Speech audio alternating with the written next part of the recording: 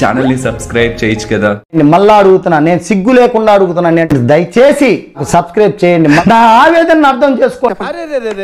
పెద్ద సమస్య వచ్చి పడిందే, ఇప్పుడు ఏం చేద్దాం? సుదీర్ఘ మంత్రాలు చేయండి, తన్నుకోండి, కొట్టుకోండి, చచ్చిపోండి, కానీ ఫైనల్ గా please vote for me. Thank you. తెలిసిపోయిందా? మీ అందరికీ తెలిసిపోయిందా? సరే వదిలేయండి. కరెక్ట్, ఇది కరెక్ట్ గా చెప్పేవా. ఇప్పుడు అయన్నొద్దు, పాయింట్. Thank you. ఏం చెప్పగలను ఇంతకన్నా? నువ్వు ఏకగ్రీవంగా ఎన్నికైపోయావా? మందులో లేనప్పుడు సవాల చంటం ఏం పట్టి వస్తుందండి. ఇవన్నీ మాట్లాడాలని నమ్మకన్నాను అంటాము, చేసేస్తాము. అవకాశం కూడా ఇప్పుడు ఇక్కడ తప్పు, ఇది తప్పు. 5 రూపాయలు ఆశిస్తున్నా, నువ్వు 5 కోట్లు ఆశిస్తున్నా. నేను పద్మశ్రీతో పెట్టుకుని ఉంటే ఒక్క మరలో పడిపోతావరా? చూడు సీను, అవతల వాడు చెప్పేది ముందు వినాలి, తర్వాత మాట్లాడు. ఏం పాయింట్ పెట్టావన్నా? నేను అడిగింది ఎవరిని? మరి నువ్వెందుకు చెప్తున్నావు?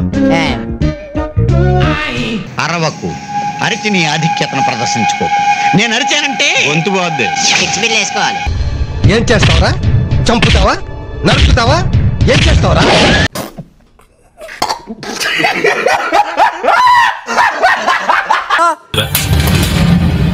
వీడు కూడా నాకు సలహాలు ఇస్తున్నాడు. This is 100% కొట్టు. మర్యాద గిర్యాద మాట్లాడద్దు. నేనేమైనా గజాలను ఎదుటి వాడితో మాట్లాడేటప్పుడు ఎలా మాట్లాడాలో నేర్చుకో. నా బొచ్చు కాదు కదా, నా కాలు గోరు కూడా తీయలేవు. ఎందుకు తెలుసా? That is the my capacity. నీకు బాగా మదం ఎక్కిందిరా గోవర్ధన. ఎంత మదం, ఎంత. నువ్వేం పీకావు? నాతో చెప్తే చెప్పావు కానీ ఎవరితో చెప్పకు. ఎవరు నమ్మరు.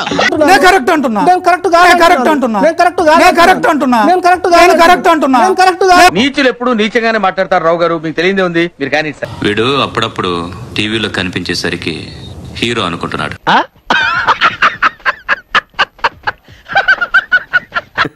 వాడే ఉద్దేశంతో అన్నాడు. అంత గిఫ్ట్ మనకు వద్దులే కానమ్మా.